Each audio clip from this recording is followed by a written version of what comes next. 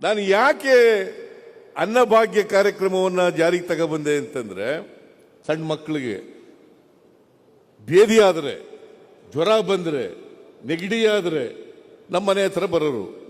ಒಂದು ಮಿಸ್ ಅನ್ನ ಕೊಡಿ ತಾಯಿ, ನಮ್ಮ ಮಗುಗೆ ಜ್ವರ ಬಂದಿದೆ, ನಮ್ಮ ಮಗುಗೆ ಭೇದಿ ಆಗ್ಬಿಟ್ಟಿದೆ ಅಂತ ಕೇಳ್ತಿರು. ನಮ್ಮ ಅವ್ವನಿಗೆ ನಮ್ಮ ಅವ್ವ ಗೊಣಿಕಂದು ಕೊಡೋಳು ಒಂದು ಮಿಸ್ ಅನ್ನ. ನಾನು ಅದನ್ನು ಕಣ್ಣಾರೆ ನೋಡಿದ್ದೆ.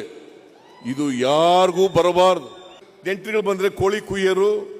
ಆ ಕಾಲದಲ್ಲಿ ಕೋಳಿ ಮಾಂಸ ತಿನ್ನೋದೇ ಒಂದು ದೊಡ್ಡ ಖುಷಿಯ ನಮಗೆ. ಅದು ಮಾಡೋರು, ಅನ್ನ ಮಾಡೋರು.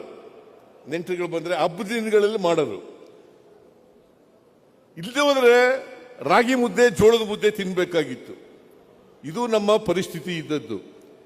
ನಾವು ಗದ್ದೆಗಳು ಇಟ್ಕೊಂಡಿದ್ರು ಕೂಡ, ನೀರಾವರಿ ಜಮೀನು ಇದ್ರೂ ಕೂಡ 6 ಎಕರೆ, ನಮ್ಮ ಮನೆಯಲ್ಲಿ ಯಾವಾಗಲೂ ಕೂಡ ನೆಂಟರು ಬಂದರೆ ಹಬ್ಬದ ದಿನಗಳಲ್ಲಿ ಮಾತ್ರ ಅನ್ನ ಮಾಡ್ತಿದ್ರು. ಇದನ್ನು ಕಣ್ಣಾರೆ ಕಂಡಿದ್ದೆ. ಅದಕ್ಕೋಸ್ಕರ ಎಲ್ಲ ಮನೆಗಳಲ್ಲೂ ಅನ್ನ ಉಣ್ಣಬೇಕು. ಯಾರು ಕೂಡ ಅನ್ನ ಉಣ್ಣದೇನೆ ಇರಬಾರದು.